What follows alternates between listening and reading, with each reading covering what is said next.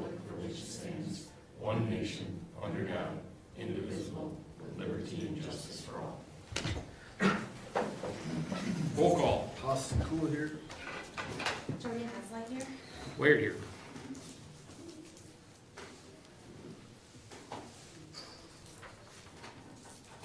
Approval of the meeting minutes from last meeting.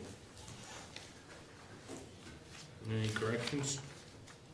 Austin Cool make a motion to approve the meeting minutes from February 6th, 2025. I'll second that. A motion is second to approve the meeting minutes from February 6th. Austin Cool, Jody Haslai, all in favor, aye? Aye. All opposed, same. The motion carries. Citizen input. Seeing none.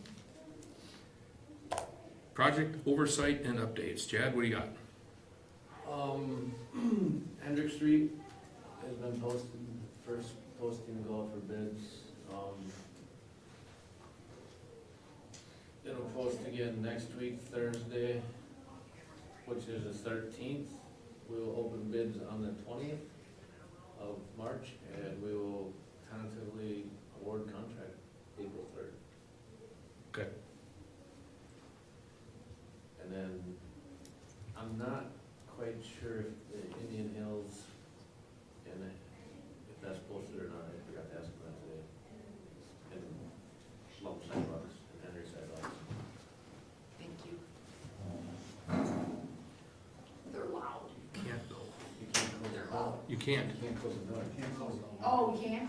Oh, we can't shut theirs either. It's a whole open door meeting thing. That's all I got. And then, yeah, we can talk about some other stuff as we go on here. Okay. Tell Sarah to be quiet. All right. Unfinished business.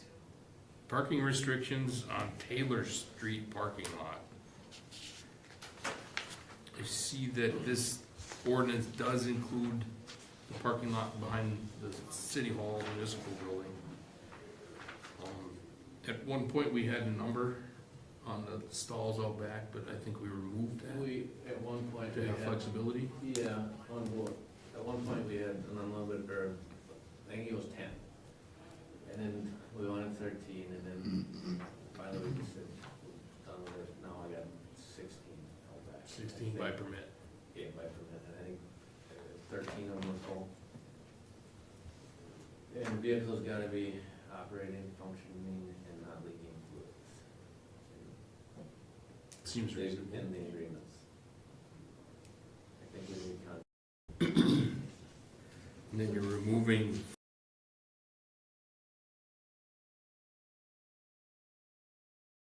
somehow we put up 6. If we would want to expand, I could go as many as 10. So we just left it, Took the number out. took the number out. Okay. Because it wasn't accurate, period. I don't know how it got missed or when it got missed, or been 6 falls on it for a very long time. And this is just basically removing the Remove- times Yeah, so we kind of constriction. 24-hour parking year-round or by permit. So people in the 6 stalls can still purchase the permits. They don't have to move every day, but the other 18-ish parking stalls will be required to move. So what was happening is Chief Sorensen, he only enforces winter parking when it snows out. So these people are living in the downtown district area. They get a $20 parking stall, or parking fine, and the biggest complaint is where can they go? They can't park on the street, they can't park in the parking lot, either way they go, they're gonna take. Yeah. So it's trying to get alleviate some hardship on these residents we get them. I don't have an issue with that, as long as you're comfortable with dealing with the snow removal. We've been dealing with it ever since, back in 2011 when we did the parking lot. We plow the 3 driving lanes in, people park there, they move, we got time to go on, they mob it, one-time permits, we clean it up. We did have an accident down there a couple of years ago when the guys were trying to, it was an accident.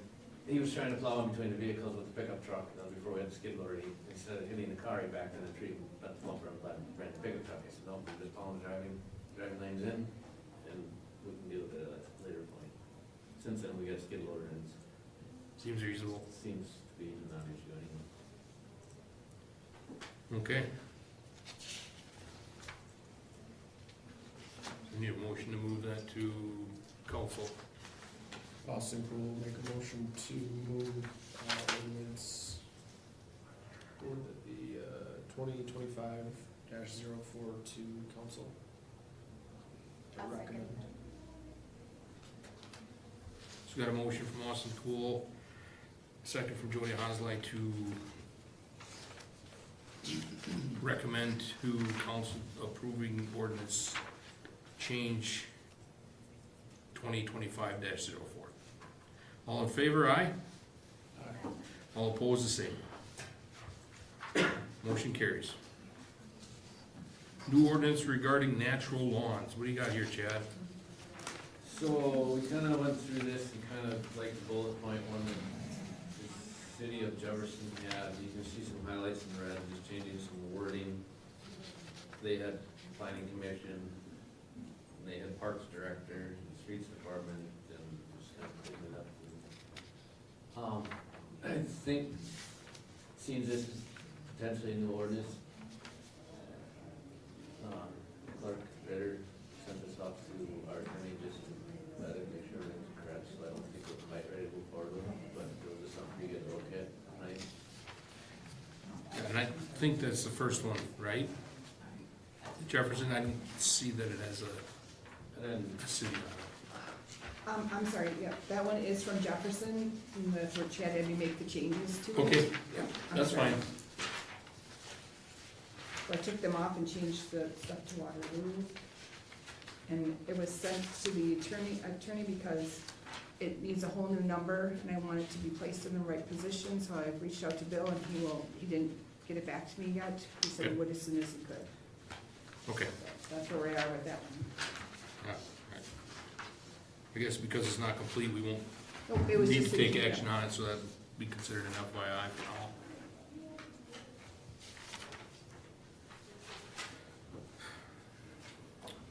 Parking on lawns discussion.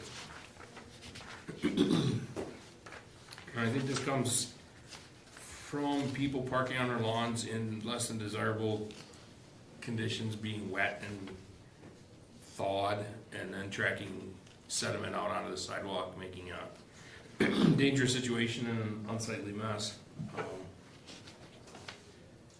We don't necessarily have an ordinance to take care of the issue of tracking onto the sidewalk, so we probably gonna have to address that in the future.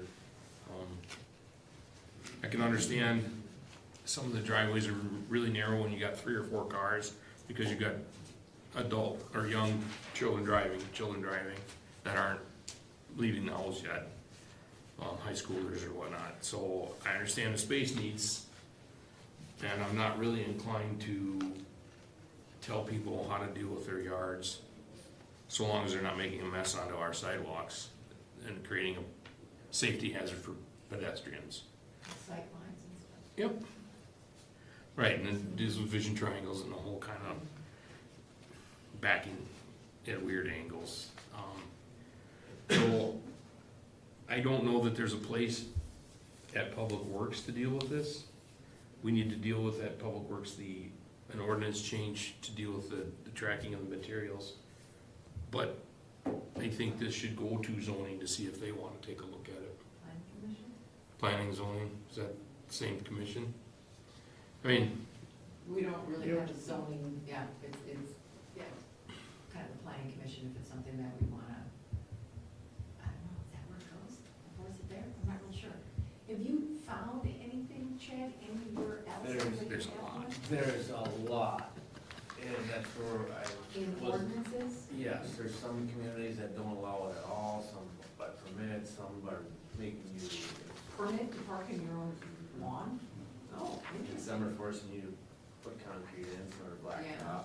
And some communities just say, hey, you can put one on your front lawn, it's all over the board, I don't, kind of lost it, a direction here. I agree. Discussion about this, taking a route, but when we were talking about off-street parking at one time. Mm-hmm. that just having people, telling people you can't have an off-site or on-street permit, but you could park in your lawn or whatever, but then we were concerned with what that would end up being, especially like this time of the year. Well, or in the fall when it's wet, or even in the summer, you get a good rain and it softens things up. So, I mean, if you want to do a permeable paver or something that is gonna absorb water but not sink in when you drive on it, that would be an option as well. I see some examples of that on the internet. I mean, we've installed that, or not here, but previous job I've installed this kind of stuff, you know. The concern would be the breaking is soft, and they continue to do it, will they break sidewalks, approaches, things that are in the right of way, so. I think we were talking about the mud. being Yeah, tracked it's more of the mud. Yeah, I think the sidewalk will hold up to cars. The other issue was like semi-trucks and something that's quite a bit heavier coming across the sidewalk. Typically sidewalks sometimes are thicker at a driveway, In Waterloo require at least 6 to 7 inches to the driveway opening. where it's probably 5, otherwise 4 or 5. I mean, there is state statute that says you can only, that relates to that one word, they're kind of driving down the sidewalk to park further on. I mean, there is state statute that says you only can access the property through the driveway, and you can't drive on past sidewalks. Do we have that listed in our ordinances, the state statute? That I don't know. But You didn't find it anywhere? In our ordinances? No, I didn't. No. We would have to adopt this, reference state statute. Well, that's the easiest way to make a ordinance then, is if it's already part of the state statute, if there's home rule stuff we wanna add to it potentially. But they could still drive into their driveway, make a sharp left or right, whichever, and end up on their front lawn without traversing the sidewalk inappropriately. Yeah, I mean, that would apply for that one picture that. I was gonna say, yeah, it's prime example where it looks like they drove over their own personal sidewalk. You know, they drove, And then, the next day I drove by there, there was a car further down the sidewalk and past a pine tree or whatever the tree is. So they drove down the sidewalk further than park in the front lawn. And I didn't take a picture of it that day. So that would apply for, according to state statute, because they're driving down the sidewalk to any park in the front lawn. But we still need to do something with people that are across the corner of their driveways. There's a bunch of examples.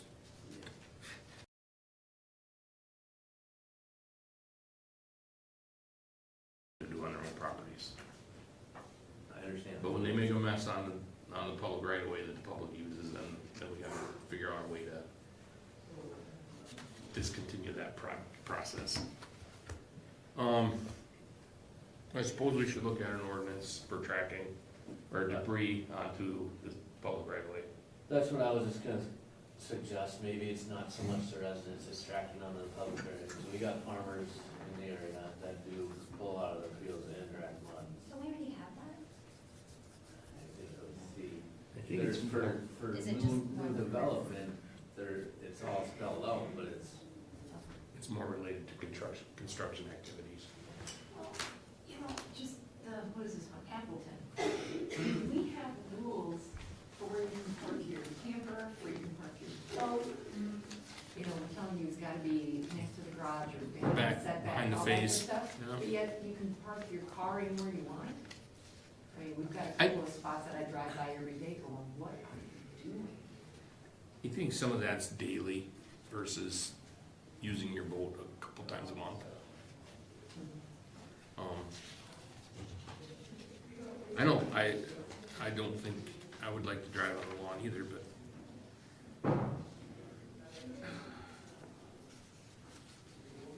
Yeah. And some of those driveways are one car width, Yeah. yeah, especially. and maybe a car and a half, 2 cars long, and with smaller garages in the older areas of the cities, it's. Everybody's got 2 cars because everybody's got 4 jobs. well, then is it more an enforcement type regulation rather than regulating where they park in their property? Yes, but there's nothing to enforce yet. Right. we gotta have an enforcement tool. Would have to be written up, big shoveling your sidewalks or anything else. Right. Dennis doesn't have anything pertains that he can go give him a citation. There's nothing on the books that says I can go shovel it and tell him he's in the bill, you know. Right. We don't have anything prohibiting what they're doing, so we need to figure out to prohibit the cause of the mess, or creating the mess. It's not a nuisance. It's not. It's a safety hazard on a public right of way. Yeah, Green Bay has to be an asphalt concrete brick. Yeah, they're all over the map. Uh-huh. There's a lot of great information here, but I don't wanna pick and choose on that if we don't have to. I think if we Way can, to highlight a section on each of these to see what shakes out. I can, look into the state statute and read that over and then see how it compares to what we have written These here. guys all have. As we And do well a better, know, do some kind of rough write-up next week and then, next meeting, and if it's not what you're looking for, then we'll have to look at it again, so, yeah, I don't know. I don't think we need to make a hasty decision. no, but it's something we should be looking at. Yep. It's just a matter of coming up with the proper policy for it Correct.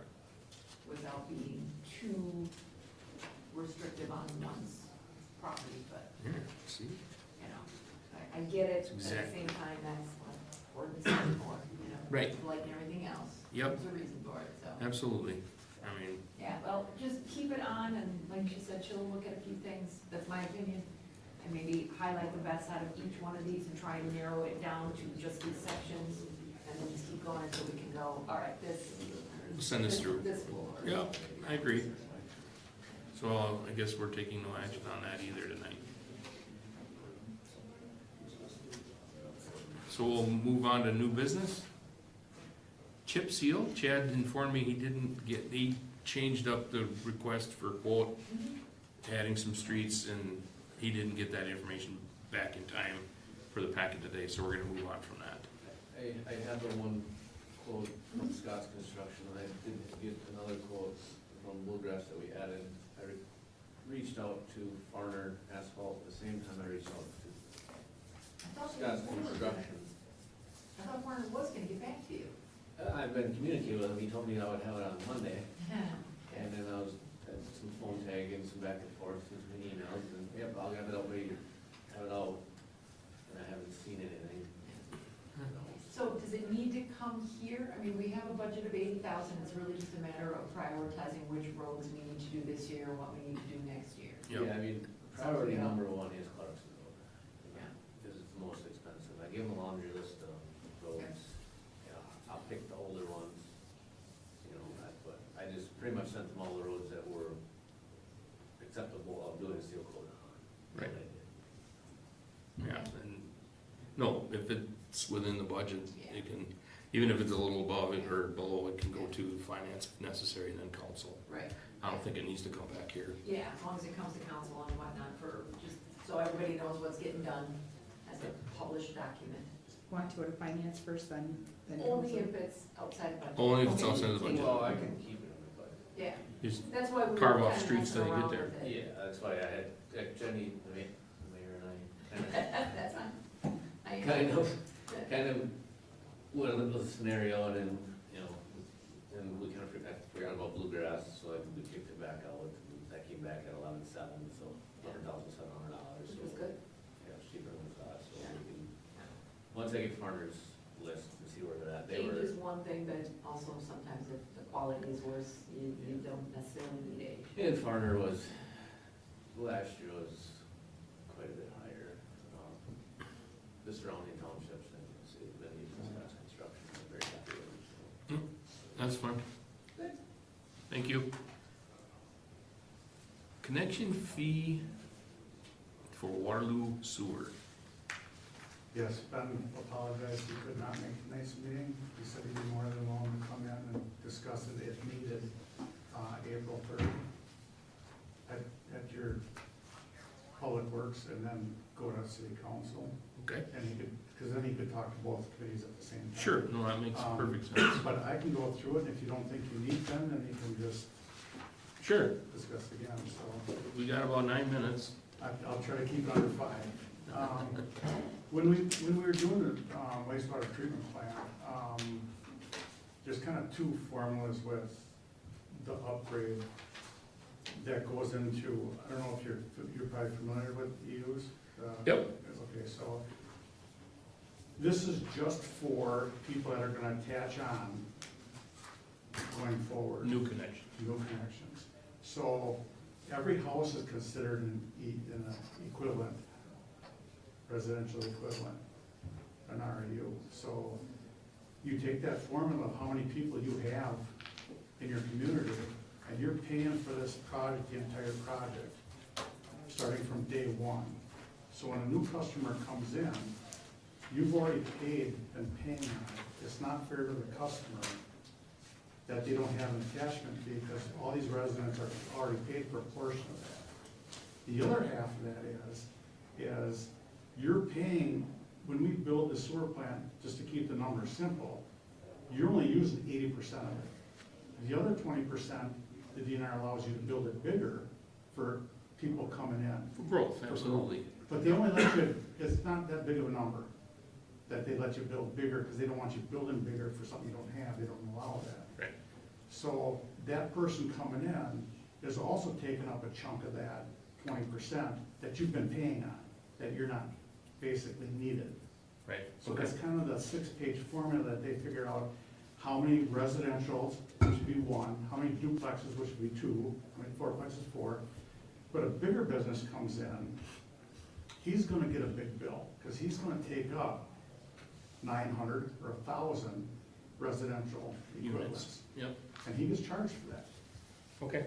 And when they come in, also, you're probably gonna have a contract with them, a large user agreement with them. So that'll be whether they pay for a portion of that or whether they just look at REUs, but depending on what they're dumping you and the volume and what's in it. Right. The Yep. solid, so. I'm not gonna say you can't do this, we already have it. It's $900, it's back from whenever we did last upgrade. Sure. So now this is just updating it to. Current prices. What's that? To current pricing. To current prices. Right. Well, I read through that and I didn't see where that was only applying to new connections. Yeah, and I guess I didn't mean it to go out so people could read it and understand it ahead of the meeting. The idea was that you could have it and then we could talk about it and explain it. So Okay, that's fine. I was gonna answer your email, and I thought, I don't have 5 pages of email to try to figure out what he's asking, so I thought, I'll just come to the meeting. Oh. It just basically keeps the cost fair for the people that already are using it, the new people coming in. Right. You're basically surcharging the new user Okay. while keeping the existing Yes. flat. And the other question on this was phase 2. Yes. Okay. We was decided when we started this project that we didn't want to put in another clarifier. It was gonna add like $2 million. We don't need it yet. So we did the plumbing for it down there, but we didn't put it in. We also have 2 empty stalls for disc filtrations that we could put in also. So when I talked about a new user coming in, it's possible if they're a big user, you can allocate those costs to that new user coming in Okay. also. That's kind of where the agreement would come in, who would pay for what. Okay. I saw phase 1 and that immediately made me go, is there 3, 5? Right, no, but as far as I know, it's the 2. Right, no, but as far as I know, it's You're planning 2 already because you've designed.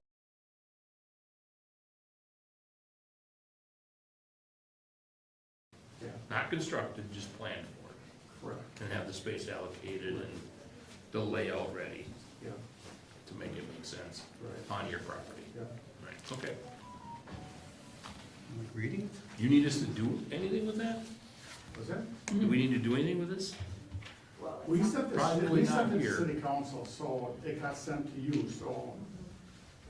Are you gonna make a recommendation to city council? No, I think you're going to explain it at council, and then they'll approve it. Yep. I don't know that we need that, I don't. Yeah, it has to get approved, because city council does the approval of the sewer. Right, So we just need to understand these rates, and are they realistic? It's going from $853 to $1,724 for a new house. Correct. That's pretty steep. It's a pretty expensive project that the existing ratepayers have been paying for a long while. They've paid that amount over time. Do we have another rate increase as well planned? There is a rate increase that just happened, I believe, in '25, and we're gonna look at it, I believe we're gonna look at it in '27, because we have two big users that are fluctuating quite a bit right now, and one of them's coming off. So we're looking at '27.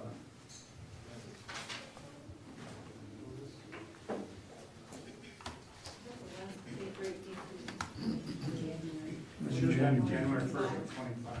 Yes, we just did a rate increase. So that is not on the council. Connection fee. Yeah. I don't think we need action on that, do we? Last item is the resolution 2025-13 for 3 replacement garage door openers and transmitters for the public works garage. Correct? Correct. Our west door is not functioning properly, we need to replace. The garage door openers, operators are currently 16 years old, and we replace them all once and get the job completed. And the 12 transmitters are for each unit vehicle that we have garage doors open. The 2 5,000.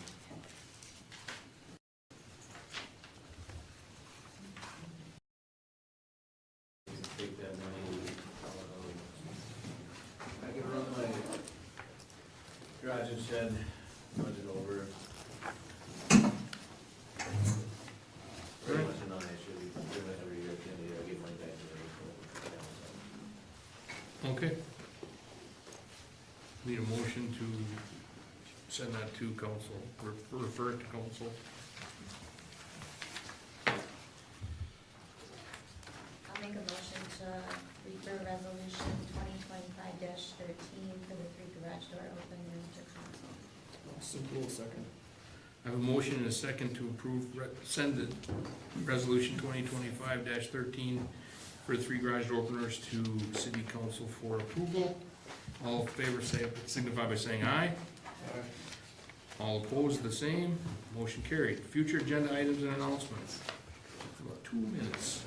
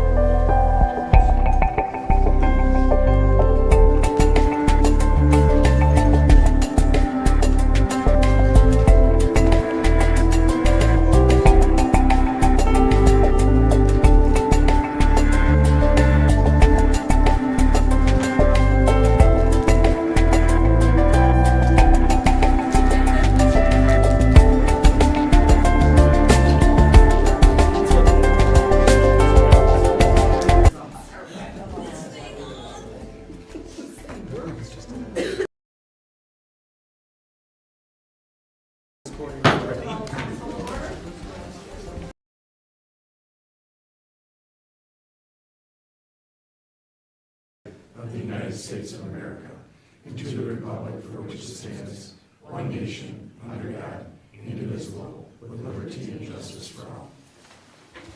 Roll call. Cummings here. Austin Cool here. Charles Cool here. Griffin here. Thomas here. Wyatt here. Kathleen.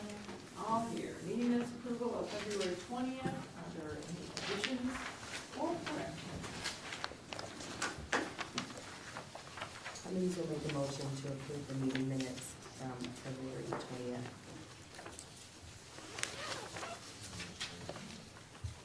Wyatt will second. Motion by Cummings, second by Wyatt to approve the meeting minutes of February 20th. All in favor? Aye. Vote? I'll abstain. That was- Okay. Citizen report, I think everybody here has something on the agenda. Presentations, and we'll start off, first of all, with our presentation of capital. This can't be on. Today's paper. I was gonna address it. I know he was going to, but he doesn't know what I've already done. So today's leader very nicely posted an article about the meeting you are about to see. And they quoted things kind of funny in here. So I got a hold of Tim Sullivan, the editor, and he thought the meeting was last night. And I said, well, regardless if it was last night, you put things in quotes like we actually said it. So he was gonna go online as soon as I got off the phone with him and kind of post, I guess, a retraction, so, yeah. So, just wanted you to know, it should already be out online, but it's already in print, so. So what I thought I'd address is, you know, obviously people are gonna have the paper like I did today, and weirdly enough, we just changed the paper so that I see the Waterloo stuff in Lake Mills, so it was a little bit of a shock to see that we were making recommendations and telling you to raise your taxes, but, you know, just to kind of set the table for what Casey Griffiths is gonna actually do the presentation tonight, but really what we're here to do tonight is to say, you know, here's a CIP that staff helped us put together. We're here to show you the impact of what that CIP is right now. The meaning of this workshop is really to give you a chance then to say, okay, all these projects in here are necessary. So I need to do something about our taxes to get enough money to be able to pay for the debt. If there are things in here, if the tax levy increase that we're showing you with this all-in version right now is not what you want to see, then there's things that have to come out of it. Now, I think there's a few projects in here that are kind of, you don't really have a choice at this point, which are state projects, and they're fairly significant, so they probably are gonna cause some of that tax levy increase in the future. But I think you're also doing Hendricks this year. So we've got 3 for sure things in here that are pretty decent ticket size that, you know, are gonna drive a tax levy increase due to your capital projects. So what we're gonna show you tonight is with everything in here, the things that are not those projects, if they aren't necessary, those are the things that you can probably cut out of here, and we can probably reduce some of the tax impact. But that's kind of what we want you to hear tonight. And then really, if what we're showing you is not what you wanna do, then your homework really is to go back and take a look at your list and see what you wanna pull out of here. And you can't just move it between the years, because that doesn't change the answer. It's gotta be gone, or it's gotta be out in the future a ways. So, what we wanna do is just show you what it is right now, and then you ask as many questions as you can to understand what we need you to kind of think about and how you want the future of your capital projects to go. So with that, I'm gonna turn it over to Casey, because I've said enough about an article that happened. I think they had, actually, I think they were seeing into the future.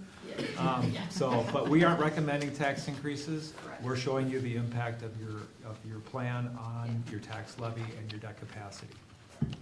Okay, Casey? sounds good. So thanks for having us here this evening. This is part of the city's overall financial management plan, which you've contracted with us for. This is a component of that. We wanted to, as David said, wanted to get in front of you to kind of discuss some new things, see where we're at with the capital planning portion of this. So really the first part starts on page, basically your value growth history and what we've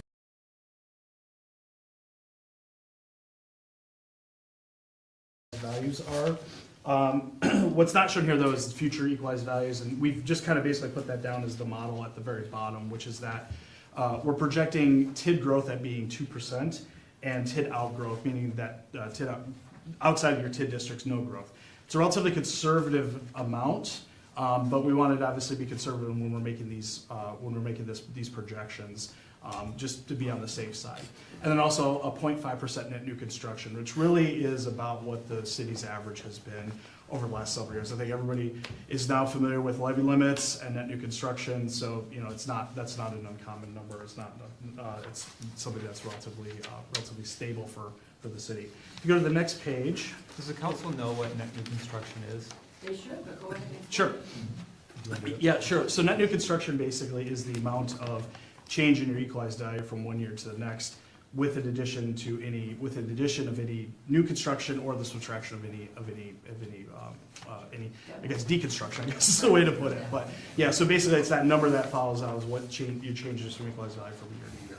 So think of it as if you're having a lot of buildings happening, that growth in the community is what your net new construction, that percentage is, and that's what your allowable levy increase becomes.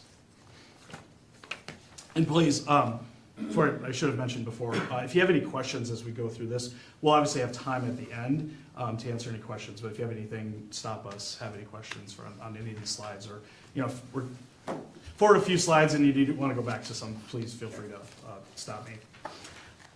So on slide, page 4, this is your current capital and debt planning, so your base case. So this is basically where the city stands currently with its general obligation debt. So if you look at the very far left-hand side, that's your total general obligation debt payments and the year. And then if you look at the red numbers, those are abatements that are funding sources from other areas that help reduce down your debt payment, or what your debt payment is. So you have your TID 3, so revenues that come from your increment and tax credit financing district number 3, water revenues, and then also park impact fees. The main number is your net tax levy. That's the amount that is that you're currently levying your taxpayers for debt. So that number is a fixed number. That's what you're at right now for your debt. How much you levy for debt in the city. The very right-hand side is your tax rate per 1,000, and then the annual taxes for $1,000. We put $100,000 home on there. Obviously, there's probably not a lot of those, but you know, basically what that is to look at is to say $100,000. That's what the amount is for debt, the debt levy on $100,000. So you can extrapolate that based on what the value is. Yeah. And if you go to the next slide, number 5. This is just a graph that shows your debt capacity. So there's a little bit going on here, and it's kind of, it's actually, there's two different sort of data points going on here. So the right side, or excuse me, the left side is the number of values. Those are your existing principal outstanding, so that blue portion there, you want to look at that, and the numbers on the left-hand side. And then the two lines without the percentages, that is your debt limit, the city's imposed debt limit. So you have a policy that restricts your amount of debt lower than what statute allows. And then the green is what statute allows. So the statute, Wisconsin statutes, it's uniform for every single community. It's 5% of equalized value. So whatever your equalized value is, take 5%, and that is your limit. That's across the board for every single community. What you have is you have a 3.75% TID out valuation number. We'll get to that in a little bit. But that's a policy that the city has adopted that's more restrictive than statute. And then the purple line with the percentages, that's your actual limit. So that's on this one here. That's what that's going off of. So that purple line does not, it's not the same data points as what the other ones are. That's actually the usage of your usage of your capacity. Yeah. So go to slide 6. So we'll just briefly go over these because it's a lot, but these are your capital improvement plans. So in working with staff, as Dave mentioned, and the mayor, staff provided to us a listing of capital projects for the next 6 years up and through 2031. The listing is right here. It goes into a bunch of different, we'll actually explain a little bit more about where the sources of funds are going on the next slide, but this is basically your list of your capital projects in the next 6 years in the next 2 pages. So pages 6 and 7. 7 years, sorry. Did I say 6? Oh, this year. Yeah, it's this year. That also includes this year too. So if you want to skip ahead to page 8.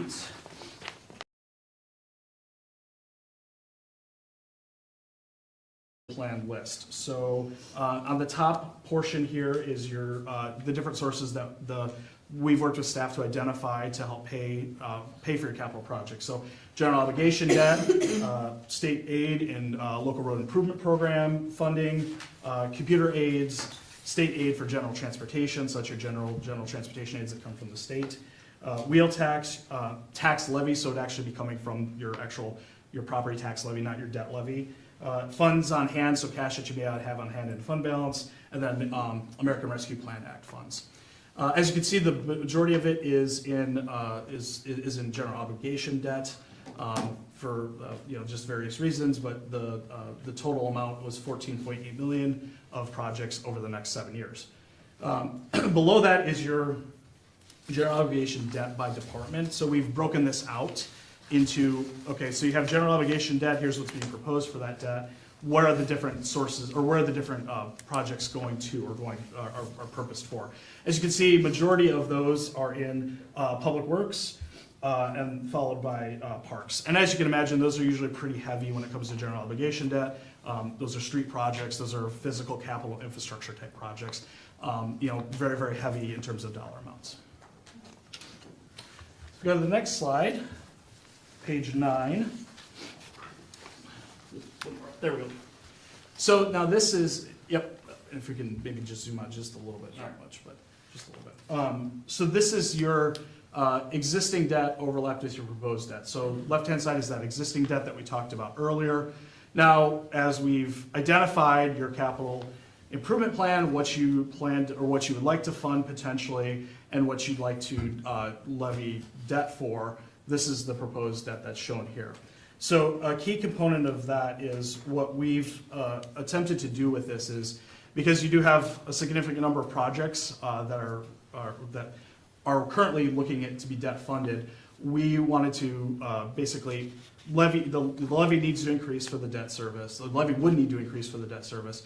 We want to try and stabilize that over a number of years, and then basically keep it to a point where after 2032, you would be able to potentially levy debt again, or increase your debt levy again for other projects, and it would essentially allow you to stabilize that debt levy throughout past 2032. So it's a little bit of it kind of looks a little bit like it's a little bit of a shock, but there is a reason for ramping it up that much. It's basically to try to get you to a level service so that you're not, let's say, raising it really high, then going down, raising it really high again because you need to do projects going down.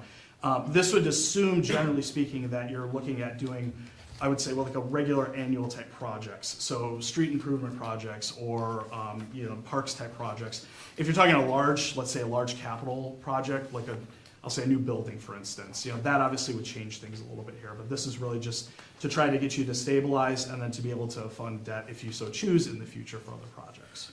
Just to add on to that, so what this schedule really does is allows us to kind of solve for what that top levy dollar amount is. So we're kind of aiming at that $750,000 number in 2032, and that's what we really needed to have to be able to fund what's in your plan right now. And the way that we ramped it up is we structured the debt payments in such a way that we could go up by a smooth amount each year. You could go up faster if you wanted to. Going slower might be a little bit tough because if you want to do more projects out in 2032, that would be impacting the 33 levy.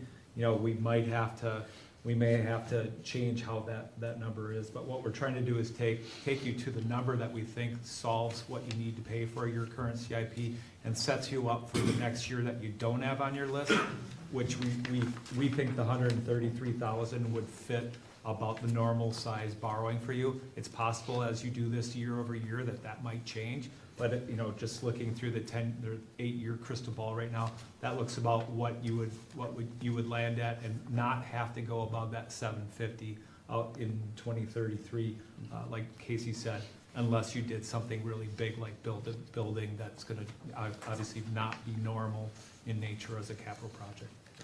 Does that make sense? Okay. So if we go to the slide 10, page 10, this just is your general obligation debt capacity projection. So on the left-hand side in the blue, that's your existing debt. We included in here, as I mentioned before on that chart, of what the state's, what the state's limit is. That's shown in the debt limit on the, see, that'd be the second left-hand one where it says debt limit. That's the state limit.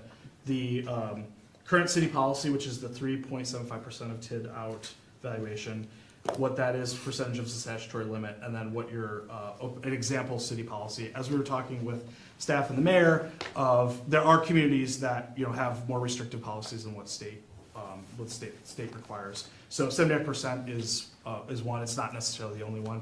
We're not making any kind of recommendations as to, you know, I should say, whether or not you, there's no specific reason to have one or the other than it keeps you, you know, in terms of like having some cushion in order to be able to ensure that there's, you know, excess capacity if an emergency happens or something like that. But again, it's not necessarily, you know, where if you like your current policy, you can keep it. If you wanted to change the policy, you're more than welcome to it. So it's the discretion of the council as to whether or not they want to do that. We just included in there to show you that the current policy is if you aren't experiencing any growth in your equalized value outside of a TID, then that basically kind of restricts your borrowing capacity over time.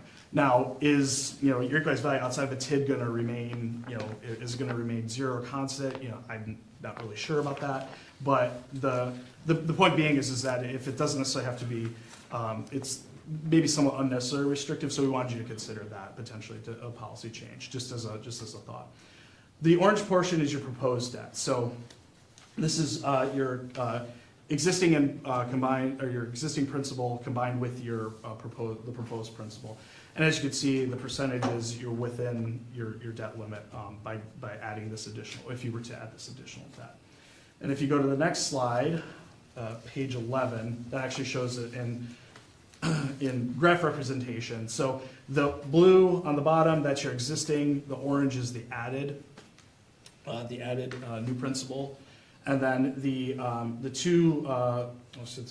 three lines, the green, I guess I'll call it salmon or pink, and the maroon, those are the debt limit. The statutory debt limit is the green. The salmon is if you wanted to change the policy to that 75% of the limit, and then your existing limit. And as you can see, these numbers start to diverge, you know, as the further you get out here.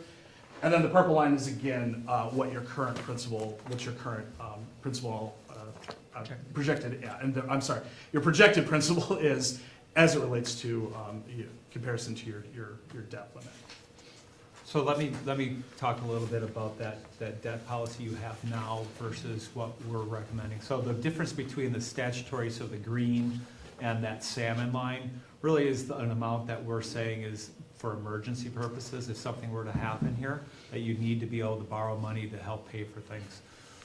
What we're talking about with your current policy is that it's more restrictive, and really with how your projected debt is with what we're showing you today, you're well within that. There's nothing that says you need to change it today. But if you get in the future and you do some bigger projects and you start to head towards those lines, the brown one or the pink one, you know, it's one of those things where if you don't have much growth outside of a TIF, it would basically be flat like this. You know, obviously you're probably going to have some, but it's going to keep you down as far as what you can do. Mm-hmm. So you could probably leave your policy in place for now, but it's something to keep in mind that if you do have something in the future, it might be something that you may address in the future and change or want to change so that you have the ability to take advantage of growth throughout the city regardless of where it is. Okay. So the final slide is just some of the observations that we've made as we've gone through your CIP and your debt plan. So as we discussed, you know, there are a lot of projects in that CIP, and if all are undertaken, you know, you do have we'll need to increase the levy in some way, shape, or form. As Dave alluded to, there are some projects that the city's probably going to have to do because they're in progress right now or are going to be in progress at some time in the near future. As we talked about, the plan demonstrates future flexibility to take on projects after 2031. So, you know, that was saying, again, stabilizing that levy past that date in order to fund future projects if you need to do so. Debt capacity policy change potentially would be recommended, again, because you run up against that more restrictive amount. If you're not seeing growth in your equalized value outside your TID districts, then, that unnecessarily hamstrings the city potentially. And then, use of computer aids, though this is something we haven't touched on, but this is a component of your whole financial management plan, so we're reviewing your general fund and projecting out what your future revenues and expenditures are within your general fund. Computer aids is a revenue source that you currently have that you're using to offset debt. That's not necessarily required. With the general fund, as most communities are experiencing, you're seeing increasing expenditure, increasing expenses because of forces that are oftentimes beyond your control, whether that's fuel prices, whether that's just general inflation, and inability to raise revenue due to levy limits. So that's something that we wanted to sort of get in front of the council, maybe discuss a little bit tonight, because it's a potentiality of helping to offset either your debt levy currently, or looking at potentially using those funds for something to offset a potential or add in revenues to offset expenditures in your general fund budget. And just to clarify that, so general transportation aids and computer aids are general revenues. Yeah. They don't have restrictions that they have to be in the debt service fund or in the capital fund. And with levy limits, as you know, your ability to raise taxes over the last 20 years has been really, you're basically hamstrung.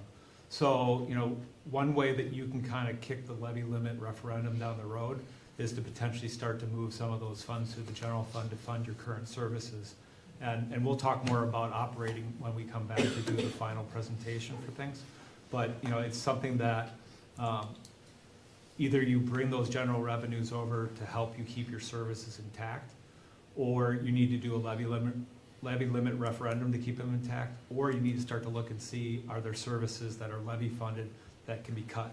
And one way that you might approach that is to have a survey to the community early and just say, what would you be willing to give up, and have something put together that you get their opinion. If the public says, we want to keep everything that we're paying for currently, then the levy limit referendum really is the next thing, and obviously it's painful. But those revenues that are in capital or in debt service right now, or helping to reduce the borrowing, are a way for you to kick that down the road a little bit and do some planning and some marketing to your residents. So that's one thing that you can consider in this. Otherwise, if you don't want to move those, you're probably doing the levy limit referendum or cutting your services right away. So that was the biggest revelation when Mom and I were going through this. I knew about the computer aid. That was always something that the state moved around, we're gonna do it, we're not, we're gonna spread it out, we're not. And so that was a directive we had at finance, that we weren't gonna use that because at any given time it can be taken away. Knowing that it's been stable for a while, I don't have a problem moving that, but the general transportation aids, I've been doing this since 2008 at City Council. I've never heard that we could use it for anything other than transportation. well, and you have services in the general fund that are transportation related. But we've always kept it for You road projects. you put it towards Yeah. capital, but it can fund your operating too. The general, Never knew that. the general, the reason the state gives you GTA is, so you give a 6-year average, right, of the Correct. projects and the amount that you've spent on those projects. It's essentially, they're giving you that GTA because they're saying, hey, you've spent all this money on these road projects, you need to maintain them. And so that's really what GTA is for. And you have, as Dave said, within your budget, your public works department, or your roads or streets department, whatever. And that's streets, Streets, snow snow plowing, plowing, and street sweeping. Yep. Necessarily targeting that. But that average of 6 years is only based on road projects. It's not based on anything else. I think it's operating too. I think I think it it includes an operational includes your portion. street, because when you do your state report, that's when that gets pulled into. So it's all of your street numbers. Well, we're gonna have to investigate that a Yep. little first, because we got a Yeah. $3,000 cut this year. Because we did the parking lot back here. Sure. And so that wasn't a high enough project, so we got dinged for basically doing the right thing. You know, we didn't reduce our roads, we still have as many feet of roads as we Right. always did, so the whole calculation things, it's like, this gets Yeah. so. It's not perfect by any means. Yeah, what games do you have to play Lots. order Yeah, to make sure yep. Lots. we're getting, yeah, that's crazy, Yep. yeah. So definitely Been a learned learning something that you never knew. So, you know, I think we'd love to answer questions for you so you kind of get an idea of how you'd like this to look. If you look at your list and everything in there is things you know you have to do or want to do, you know, then this might be the plan that works for you. And, you know, when we showed this first to the mayor and Lana, we were at $100,000 increases each year. And so with some, you know, use of the funding sources properly, and they helped us get that in the right pews so that we could do it right, it was down to 50. Now, obviously, if you need to take some of those general aids away, that may increase the levy on the capital because you're trying to keep from doing a levy limit referendum in the general fund. So, you know, there may be a little bit of a give and take on there, but with the current plan where it is and how the funding is shown as being in that plan, this is what we think would fund what you have in front of you right now. So if you want to take time to kind of think about it and regroup and come back, I mean, I think probably the thing is if you don't like the tax increase, then you need to look at what's in your list and come back and discuss it at your level and tell us what you'd like to take out, and then we can remodel it. But we aren't making a recommendation that you increase your taxes every year. So that quote was not true. that was yesterday. Yeah, it was yesterday. So no, I did not say that. We'd like you to, this is your plan. Yep. We're not telling you you have to do this. We don't want you to think that we're telling you this is how it has to be. We want you to take control of this plan and have us participate in your, you know, do your capital planning in the summer and have us run this same exercise so you can see what's gonna happen. Because, you know, maybe there's gonna be a drop off after that last state program, and maybe we don't have to go to 750,000. So there's a couple things that happens as you continually do this, because this is not a static document. It's liquid. It changes whenever you change your mind. And, you know, the example I like to talk about is there was a road that nobody even thought about doing in Wanakee called Division Street. And we had a guy come in and present to us and tell us it was like the Alaskan Highway, and my God, it got bumped to the beginning of the list. So, as you guys know, things change. And so will this. Priorities change, yep. So, Yes, they do. yep. And we wanna give you something that's workable, that's something that you can maybe basically have a roadmap to how you can stabilize things from tax levy standpoint, as well as, you know, getting your projects done. Public seeing that you're getting your roads done and things like that, so. Well, and that is definitely a priority, is the safety of the roads and the walkability and everything else, but you also need equipment to be able to take care of everything. Right. And so, yeah, we threw everything in here that was basically on the 5-year plan, which every budget year, the 5-year plan changes. So this was just as of the last 5-year plan. We know we got a lot of roads to fix. You know, those 2 highway projects are really wreaking havoc, and it just was something for everybody to be able to see that, you know, we're trying to do the best we can. We're trying to keep taxes down and give you the services, but something has to give at some point. You know, unless we get more aids, More aids would be Yeah. very helpful, but we're all asking for more. Everybody's looking for it. Right. So, we're not unique in this, and talking about the debt policy, and, you know, we've had this debt policy since 2007. And it was pretty unique. You're not close to it, so Right. it's not necessary to change, and it's more restrictive, but until you really need to address it, you don't have to. It's just something that, to be comparable to anybody else, usually it's a percentage of the debt capacity, not It's Not- not like we're not all of a- a sudden just gonna start. not based off of borrowing TIDO. like crazy. No, it It's just- doesn't mean that, it Yeah. just. The self-imposed really is one of those things that helps you be more restrictive when you're doing your capital planning, but since you're so far away from it, it's not doing that. And so keeping it to where it is, or having a 50% capacity number like I had in Wanakee, Right. could be something you could use too, because you're still well below that. So you have some choices. All right. Do we have any questions? I'm assuming we'll take this up at a finance meeting and have a conversation about it. Probably get with the department heads and have a conversation with them. So what would you like to see next from us? Is there like a time frame you want us to be back? This budget cycle will be here before we know it. We're already in March. I mean, as soon as you have any changes to the plan, we can run those numbers and you could, we can, either you can show it to the finance committee again, and maybe the rest of the council can be there as well. And just see how that changed the needle. And you could tweak it from there, and then we can just get that into a final presentation and do the final report. And, if there's still tweaks after that, that's fine, but at least we'd have, the operating's not gonna change really anything, because levy limits shows that you're gonna have problems. And the TIF update will be basically more of a, here we are right now. We aren't gonna try to figure, we aren't gonna like grab a crystal ball and throw a bunch of values into the TIFs and show you that they could be good. We're gonna show you where they're at right now, unless there's something we really know is gonna happen. But we'll do that full presentation for the governmental side of the financial management plan when you guys are ready on the capital side, because the rest of it, I think, is ready. But this was the biggest piece, I think, that we needed to nail down. Well, everybody needs to see what the wish list does, and as much as I love to give everybody everything, fix every road in the city, then you get the certain things that are under the road that also wreak havoc, and, Right. those rates go up for the utilities, and gotta keep it all in balance as best we can. How do we fit in with other cities our size? It's not easy to compare, because there are places like in Oregon or Awanakee that have a lot of value, and they're doing street projects all the time, and their stabilized levy is already in place.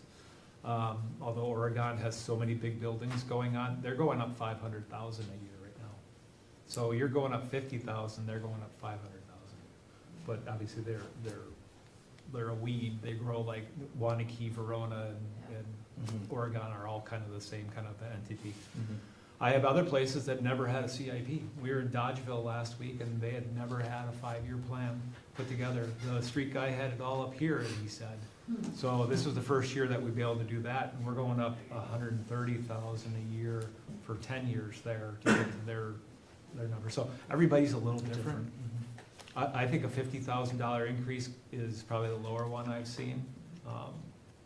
But it kind of depends on what you really, if your roads are falling apart, then maybe that's not enough. I don't know. It really depends on how you feel the health of your infrastructure is and whether you're maintaining it well. The timing of getting a new sewer plant, that plays into a lot of it, because Barry has to replace everything. I mean, we're not gonna tear up a road or put in a new road. Asphalt isn't that expensive, it's everything underneath it. And we don't wanna play that game where we're putting it in, and 3 years later, he's coming back and tearing it back up. Coordination is a really good thing. Correct. So it's been a hard ball to keep bouncing and keep everybody in line, because it's underneath the roads that are the biggest problems. So, and when DOT comes through, thank you very much. That's the big kicker, I think. Yeah, and you've got two of them. It's gonna take us some time to clear that, to get back to a fairly normal schedule where we can get roads, projects done. Sure. Right. So, it's just a crunch time. All right. But we can run a couple of scenarios if you go through your list and you want it. Obviously, the state projects are gonna be where they are unless they change their mind. And I think you're doing Hendricks, right? Yep, that's, So- bids are all. So then you'd have to look at anything else on that list. And if you wipe them all out and have us run what that looks like, we can do that. If there's, a piece of equipment that are about to fall apart, obviously you're gonna have to put those back in, but we can do a couple scenarios for you and let you see what it looks like, because that's kind of how your capital planning should go every year anyways. Right. Appreciate it, thank you. All right. Yeah, thank you. Okay, thank you very much. You're welcome. See if we Thank get you. the quotes right in the next go around. Yeah, maybe if you just I'm ask, just gonna tell him to call you. just ask if he could run it by you first, and you can say, hey, the meeting's tonight. You wanna come? I'm pretty embarrassed, so. Thank you, guys. Thank you very much. Appreciate the opportunity. We'll be talking. Okay, sounds good. All right, meeting summary since the last meeting. Fire EMS, need it. Thank you. What's going on in fire and EMS world? I don't know, there's really nothing changed, that we're just keeping going with, we had training, fire and EMS training, and the meeting, I don't know we got Roxanne on board this week.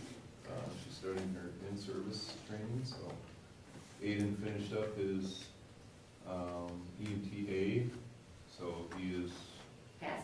he passed. He Yay. is, got his LCA, so he is affiliated with the department, and he will be able to run as a crew chief. Yay. Good. So, But for training wise, you're gonna need basically still 3 people on staff, right? as Roxanne's With training, Rox, yes. yeah, with Roxanne, okay. Yep. And you were still gonna be looking at that schedule for April, when she becomes full-time out of the training world here? Yeah, currently we'll keep the schedule the same as far as Matt and Jason will split them up. Aiden will be working one week, Roxanne will be working the other one until we can get that straightened out where we can alternate them, so. Everybody can work together, right? So they have overlapping shifts. Right. Yeah. So everybody keeps around the same 53 hours then? Yep. Perfect. And always looking for help, Huh? and always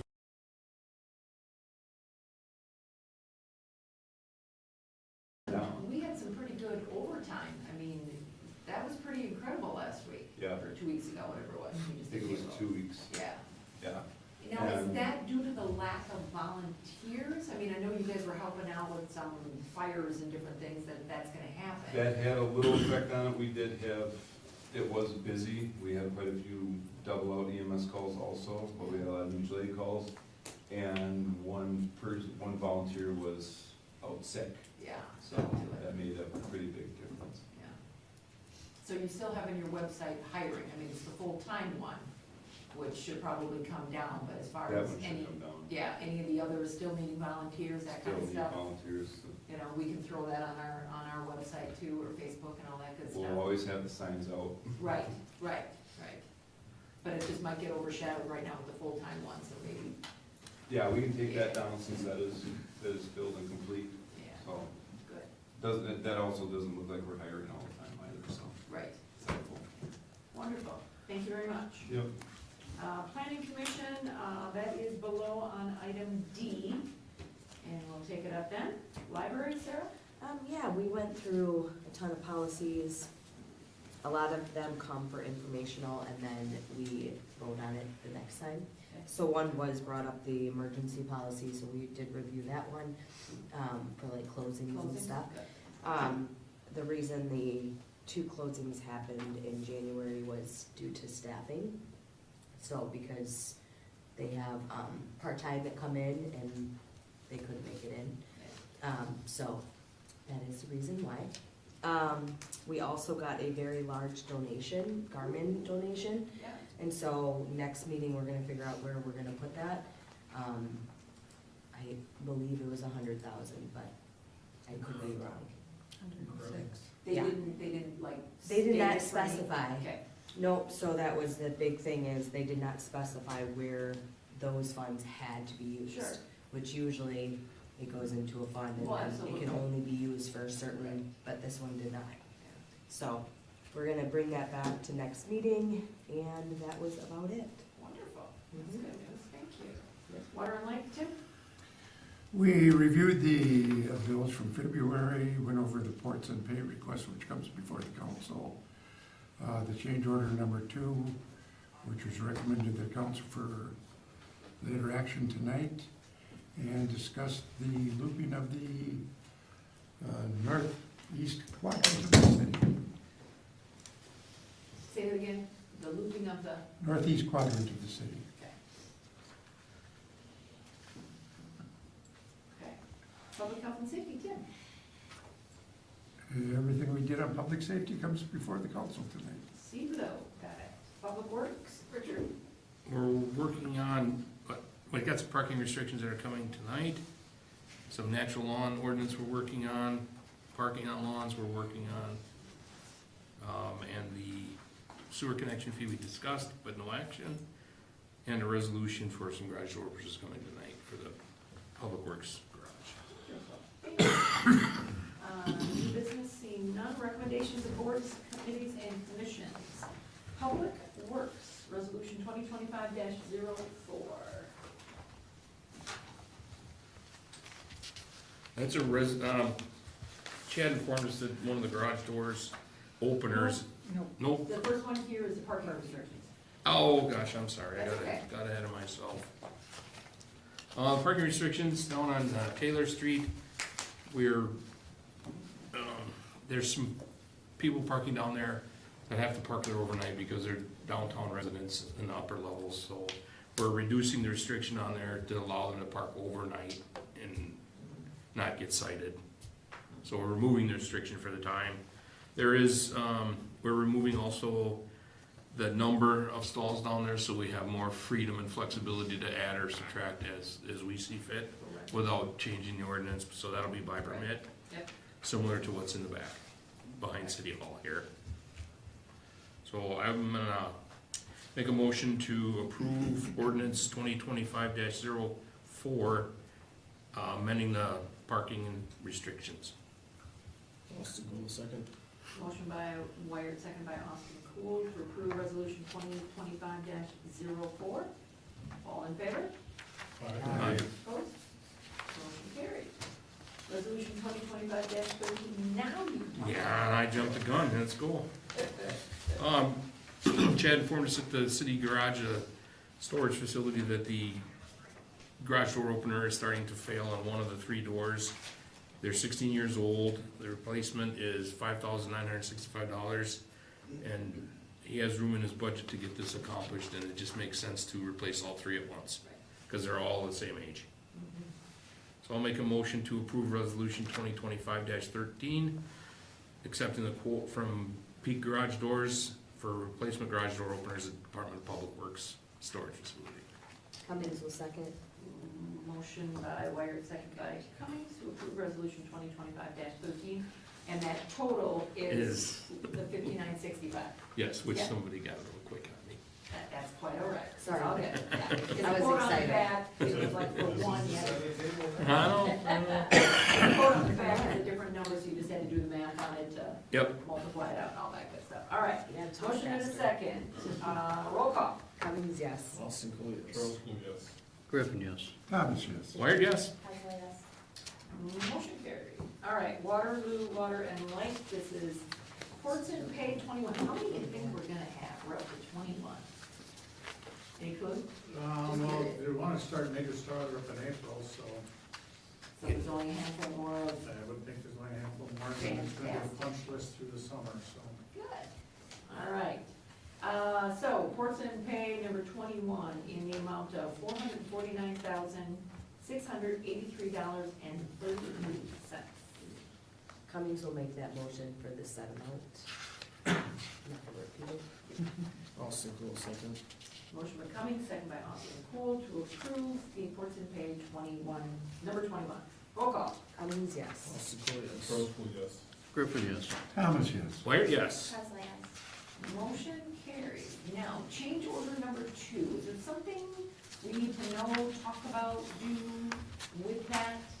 Well, what change order number 2 is when the contractor's working for several months, there's a bunch of change orders that go through, the DNR goes through, our department, that goes through our engineer. And what they do for a bigger project like that is they lump them all together. They're approved as they go through the process. You want to pass it already? Back the other way. Did I miss it already? Yeah.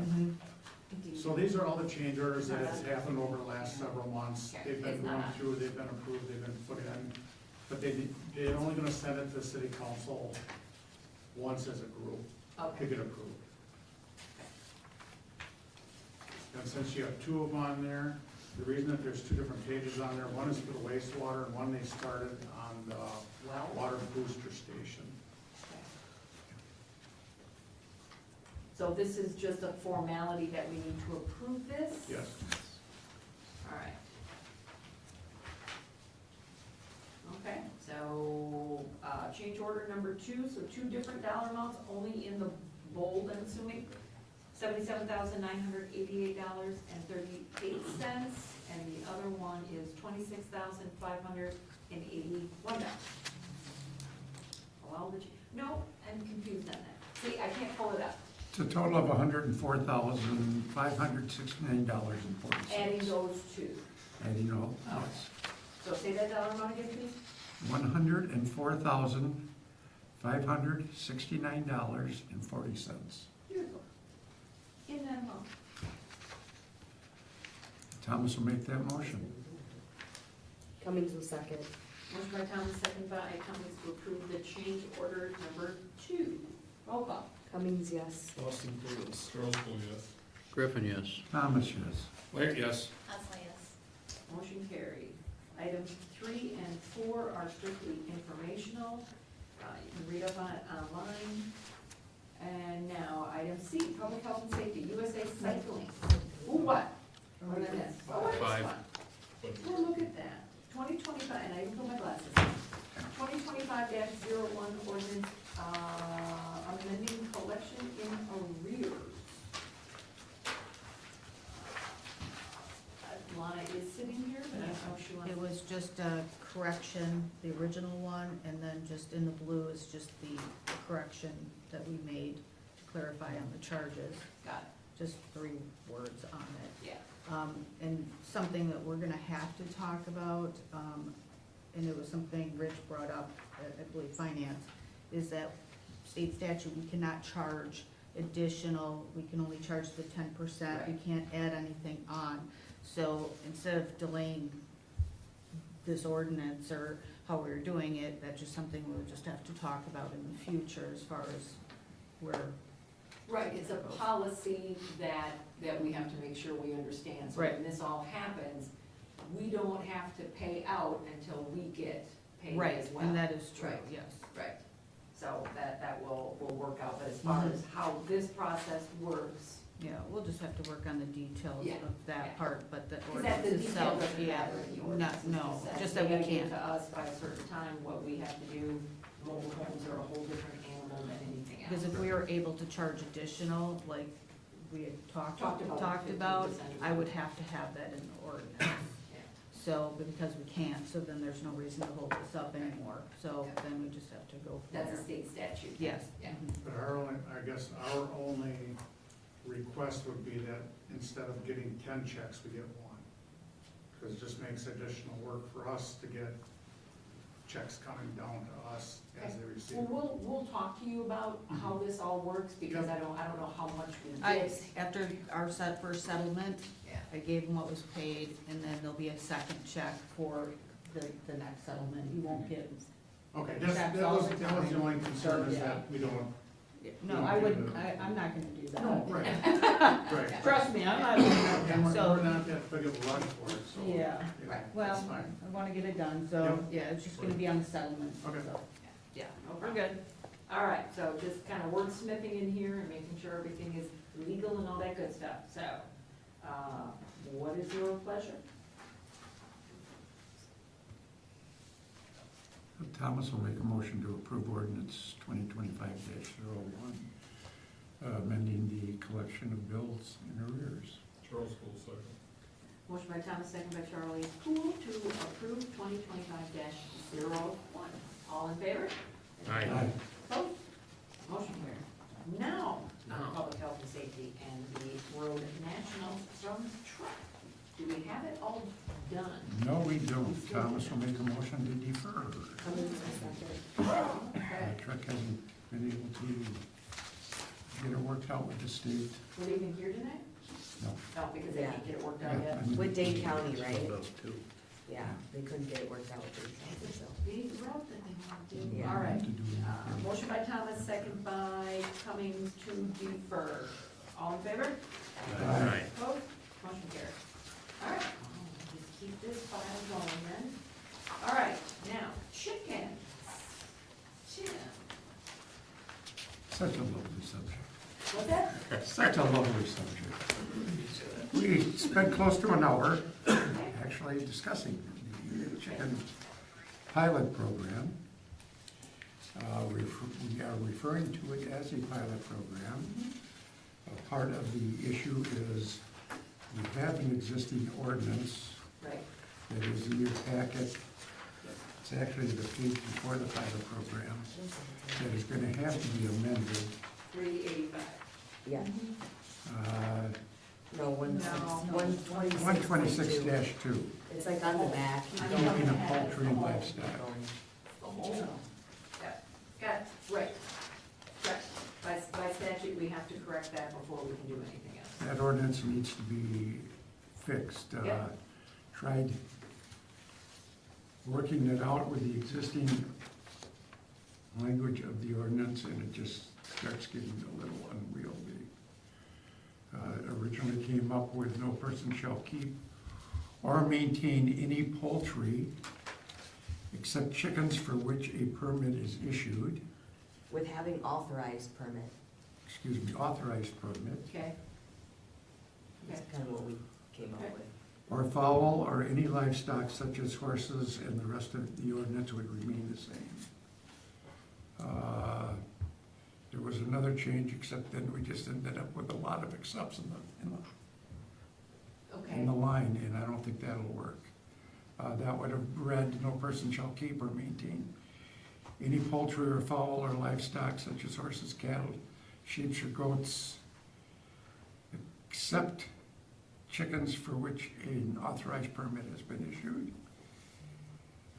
In any zoning district except agricultural districts, except that ponies, we just end up with a lot of excepts in that one. So, it would have been the first one, I guess would be my preferable one. I don't know how that fits in language-wise, proper language. Can you read that to me again? So I No can- person shall keep or maintain any poultry except chickens for which an authorized permit is issued, comma, or fowl, or any livestock. The rest of the paragraph would remain the same.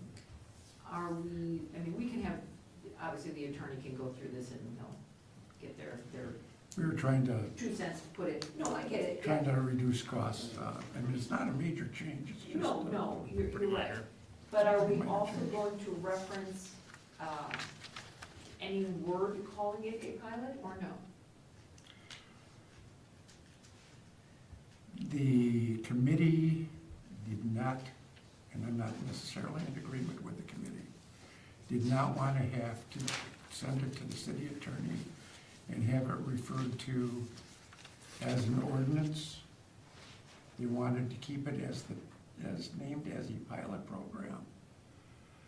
A problem keeping it as a pilot program and not having it written into ordinance is that the police department would not be able to issue a citation Right, it has to be. for a violation. Well, the only reason we wanted to not do that was because we were gonna review it after a year and really keep it just a pilot program, and just say after a full year to be able to review it.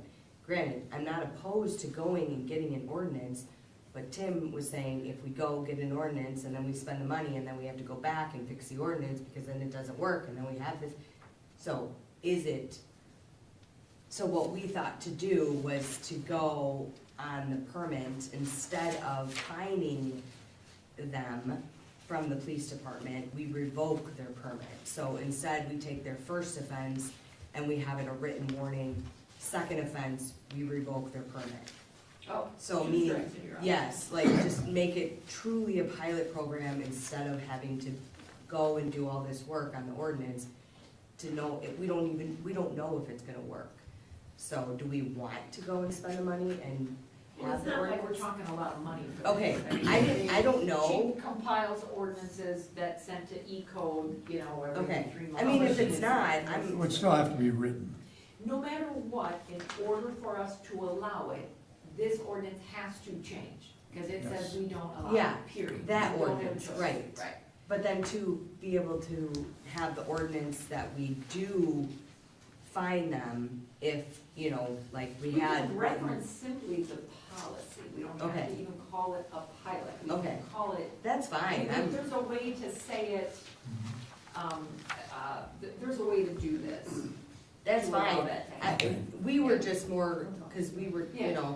I think Right. Ron and I both were under the assumption that it was gonna cost a lot of money if we No. went back and forth with the ordinance and then if the pilot didn't work and Yeah. whatever. But I'm 100% fine with that. We'll have to give this some sort of a policy number and give this application an official kind of number. It's just words to make it a little bit more legal. Nothing too crazy, but So just understanding what else you've changed in the policy. Yeah, There are 2 pages. yeah. Could you just, hang on a second? Sure. Could you do that by resolution? What's that? The pilot program, accepting the pilot program as written. It's like a resolution, are you Well, saying? let's Then you could just- change, yeah, I think we usually do it as a resolution, right? And we can bring this back, because you really can't approve it until we know what the words all are. Right. I just thought that maybe be a quicker way to adopt a resolution for a pilot program for And- reviewable Right. annually. It'll probably, the way I'm envisioning it, is 2 things. The resolution is going to update the ordinance and include the pilot program. Fair enough. So that it's all in one Yes. document, plain. Yes, that works. It'll be two separate. Fair enough. One has to be ordinance, and it has to be legal. But a design. resolution- A resolution would be a separate one, that we can reference that the ordinance was updated, but the Okay. resolution states that we're allowing it for this length of time. So it would probably still be 2. That's why she gets paid the big bucks. Yeah. Yeah, I mean, we did have a couple of changes in there. I mean, So the rest of the changes, starting with the first page, Okay, would be adding the word for review after 1 year. okay, where are we? like up on the, First page says City of Waterloo Pilot Program. Yep, At the end of the first sentence, at the end of any given year, and reviewed after 1 year. yeah, so you can reword that and say, which may be terminated at the end of given year. We just want to make sure we review this after a full year Yes. to see how the pilot program is going. after the It's a first. sunset Yeah. clause. It's a sunset clause. The next paragraph, where it says a limit of 4 chickens per permit, or no, excuse me, Pilot home. pilot homes. Where it says 4, we are agreeing to 6 pilot homes. Okay, 4 chickens would remain the same. which is what the state's pushing through Yep. ordinance right now. The They would next prefer 9 more. is abutting neighbors, notification is required, crossing out the word approval. Abutting neighbors. Yeah. Same paragraph. notification. Required, no, I understand that. Abutting neighbors, Notification, notification. notification of abutting neighbors. I guess would be the easier way to write it. Continuing down, the rest of it remains the same. Down to where it says, no butchering within city limits, cross that out. We're gonna allow that? No, we've got it covered further. It's already crossed off. It's already covered on the next page. Okay, all right. Cross out chicken feed must be kept in airtight containers. Again, that is covered on the next page. Okay. Are we leaving only chicken feed is allowed, period? And how are we gonna monitor that? That's kinda silly. I'm the one that put the question marks there. Are you accepting amendments? Well, yeah, that's part of it now. Oh, but while we're still on this page, Yeah. no roosters or crowing hens, because I think sometimes they do. That, You want crowing hens? yes. Because we do have breeds allowed. Crowing hens, okay. I saw that in several other I ordinances. thought roosters was always a part of this, that you couldn't have it. Right. It is, he wants the word. I want crowing to add, hens. or crowing hens. Or crowing hens added to that. Got it. Going to the second page, that's got the title suggested requirements. Cross out the first paragraph entirely. Starts with permitted. Go down to the 1, 2, 3, 4. It starts, chickens shall be kept in a fenced and covered chicken coop or covered run. Cross out located in the backyard of the primary residence, as that is covered in the previous page. At all times remains. So it would read, chickens shall be kept in a fenced and covered chicken coop or covered run at all times. Cross out the next sentence entirely. And then, we're down on the bottom, it says, building and electrical permits as required, cross that off, including the next line that says, in addition to any fines or penalties. That would have to be crossed off. The Humane Society will not take chickens. Therefore, that is the reason for the last sentence on that page.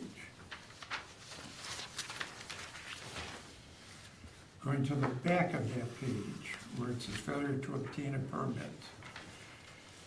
If a resident keeps chickens without a permit or fails to obtain an annual permit by March 31st, the city can take the following actions. And these are actions that they could take even if there was a violation. Okay.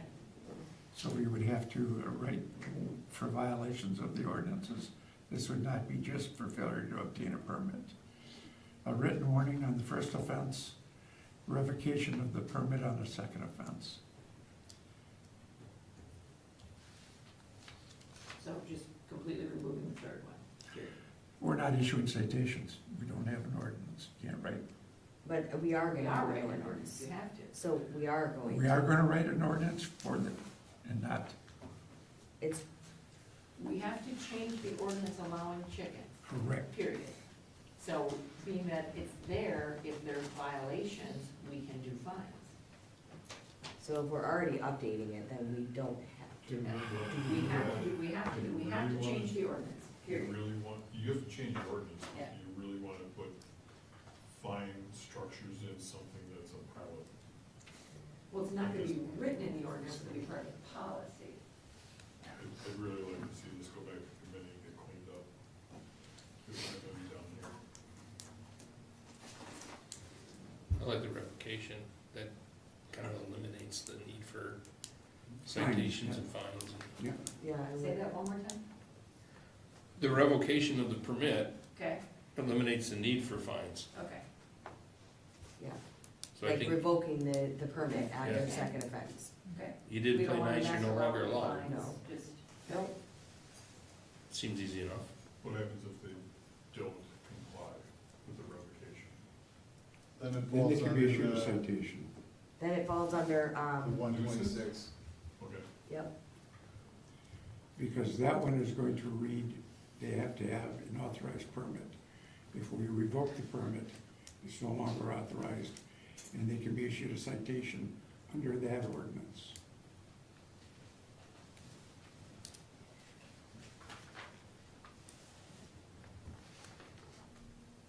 Get that a lot up in the law, yeah, Dennis came up with that one. Pointed that out. so it's E code ordinance one twenty-six? yeah. Okay, nuisance or something? Mhm. This looks like that, that's- You could put that in there. Failure to comply will be subject to ordinance. Ordinance and then the 126. Yeah. Add the line after the revocation. My only objection is on the first page, it says 10 feet from the property line. I would like to see that 20 feet. I would even be willing to go to 15 feet. So you crossed it off on the, This is the committee's no, recommendation. I'm just trying to Okay. understand, so. I personally would like to see 20 feet, 20 feet. The committee, 10 feet. Which is like a normal dog run or something? Correct. Right. Yeah, and, yeah, I said 20 feet would eliminate almost everybody. I I'm mean, even willing to go down to 15. You've got people that don't want chickens. I As their understand. neighbors, and I think 10 feet still is more than enough. I thought I'd leave it up to council with that determination. Well, what, okay, any resident, so that's why you crossed it permitted with any residential lot, because it's in any Yeah. resident living in a It says It's residential. already there, yes. And that is how the committee forwarded to council. No resident multi-dwelling, yeah, so it was redundant on the back. Yeah. Yes. Basically what it was. Okay. Yeah. Yeah. Was this yours, when you brought in? I don't think this Yes. was, part of what we went through. No, that was an accumulation of other communities' ordinances. Okay, all right. That. All right, So I guess what's the rationale behind 20 feet? It just keeps it further away from the other person's property line. If they're out enjoying their backyard and they're not a big fan of chickens, is 15 feet unrealistic? For our property, I mean, that would really push it towards the middle of our yard, making the flattest area of our yard kind of occupied by the road. So, I mean, for us in particular, the 10 feet is ideal. It's up against the fence. My yard. Yeah. That's why I put my head, Yeah. because you have to be so far from your back of your house Right.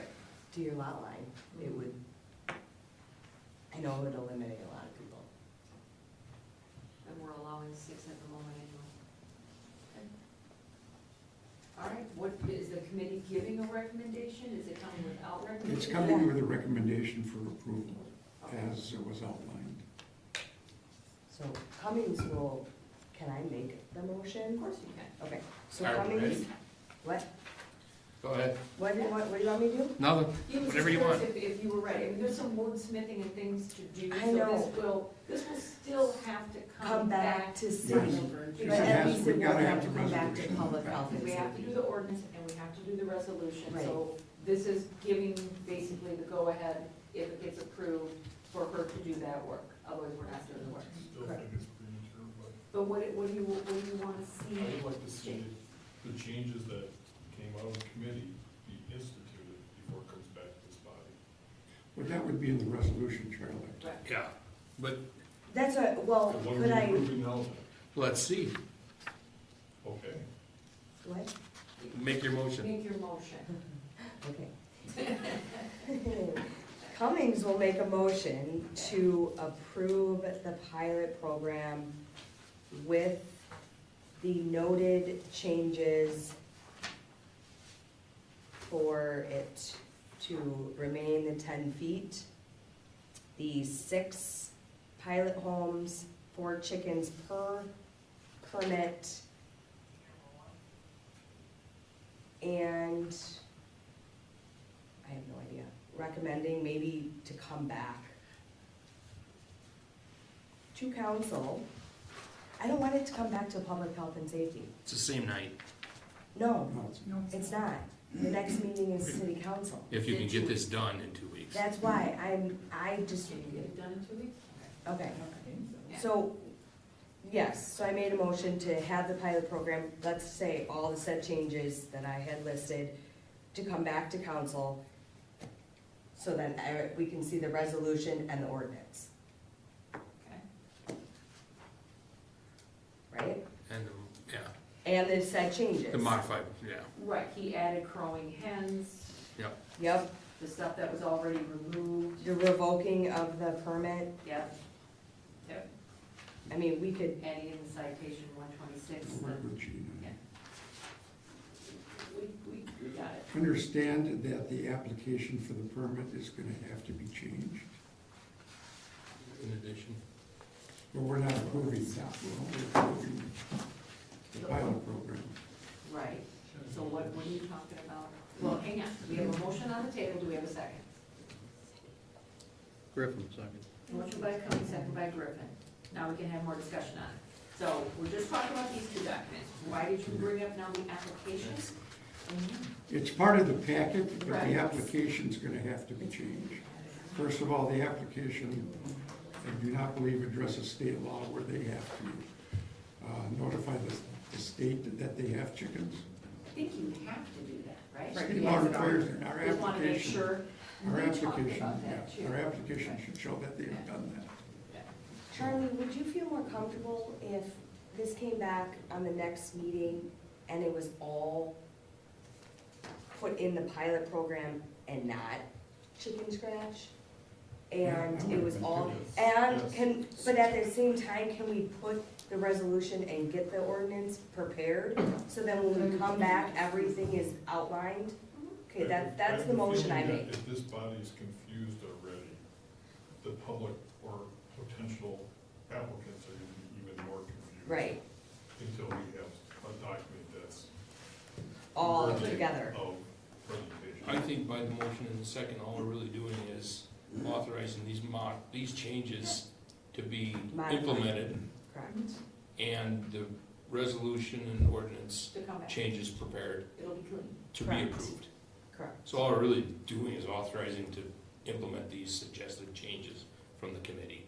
And then coming back the next, 2 weeks. to review it and then make the And final if you're decision. comfortable, I mean, Yep. the whole safety committee's in this committee, so, Right. is on the We council, don't need so. to move it another. No, I don't month. want It'll to just come do back that. here. Because we've already pushed it out. So, I mean, everybody in the committee is gonna see it anyway.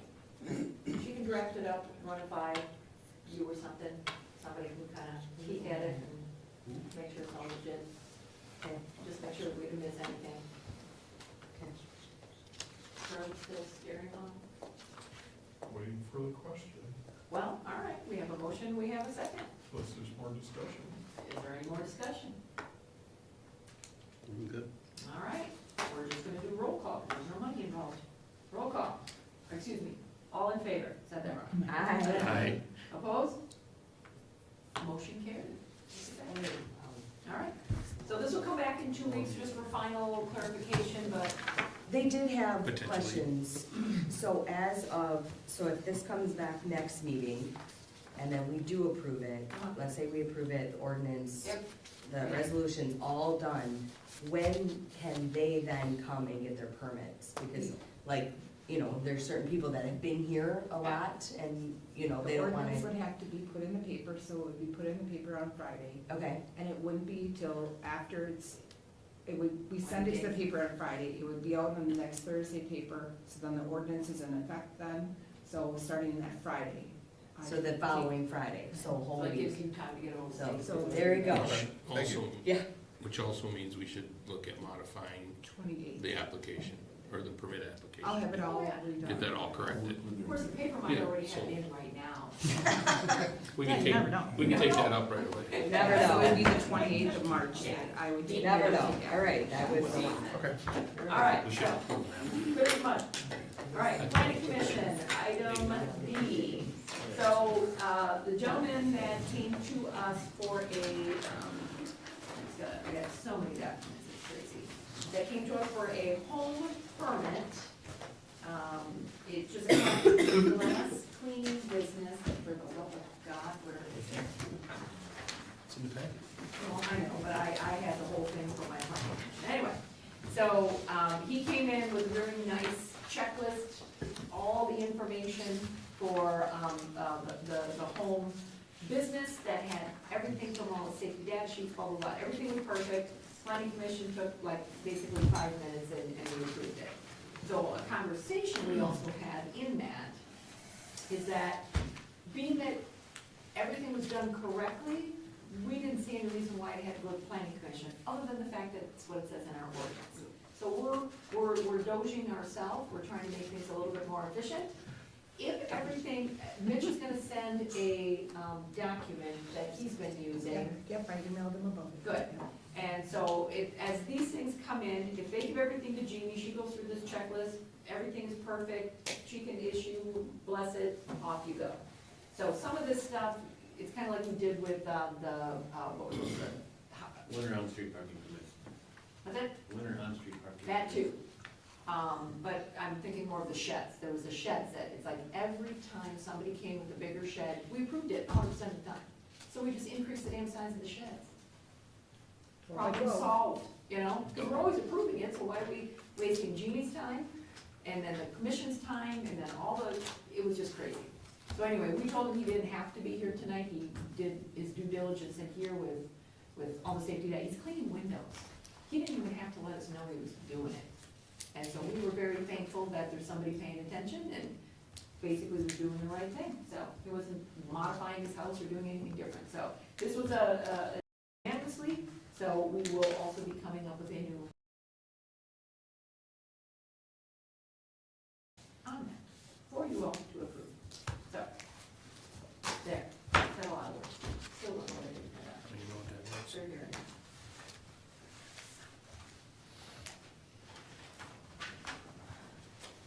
pleasure. Is there any future, agenda items or announcements? No, but I need you all to pass it on that. Oh, we gotta pass it, got it. I'll make that motion to approve the 224 Porter Street home occupation window cleaning business. Motion by Tom, second by Charlie Cool to approve the whole cleaning business on Porter Street. All in favor? Question, Oh, that's okay, hang on. has the fire department gone through this? The spec sheets and everything were gone through, it's basic household items. He's not doing it in 55-gallon baths or any of that stuff, so that was all questions that were asked on the data sheet, on all of that, yeah. So Mitch saw zero issues with anything to do with that. Do you have any problem with glass cleaner? Sheets were pretty benign stuff. Yeah, It's like equivalent of dishwashing. what you got underneath your sink Well, just, right now. on here it says no data available. Dishwashing fluid, that kind of stuff. I'm just concerned about there's no data available. So many things. It was just basic glass. That's probably Yeah, doesn't he's apply. cleaning Correct. Usually if it's not available, it doesn't. There's nothing happening yet at that. Right. Okay. All right, any other questions? No.